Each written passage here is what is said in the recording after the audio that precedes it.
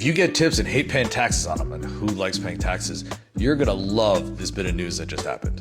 On the campaign trail, President Trump promised to do something about taxation of tips, and it turns out the Senate just did in a surprise move last night.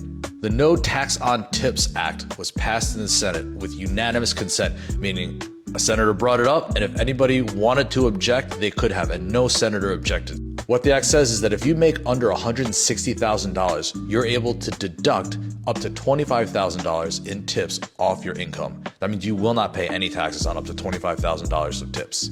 Of course, this really only applies to those tips that are reported on your W-2 by your employer. Those cash tips, where you're supposed to report them yourself, those, unless they actually get reported on a form where you claim them, it will not apply. But then again, you probably weren't paying taxes on them anyway. This is especially useful for those situations where a restaurant will put on expected tips or anticipated tips. I worked as a banquet waiter years ago, and the employer, they were able to pay us, under minimum wage, the regular tipped job minimum wage. And they said that we were expected to get tips. On our pay stubs, they actually put anticipated tips or some form. It's been many years, so I don't remember. But it was whether or not we got tips or not. And that was kind of BS. As for the act itself, it's passed the Senate. It was bipartisan. No one objected. Chances are it'll pass the House, and the president is going to sign it, as he said that he wanted to in the campaign trail.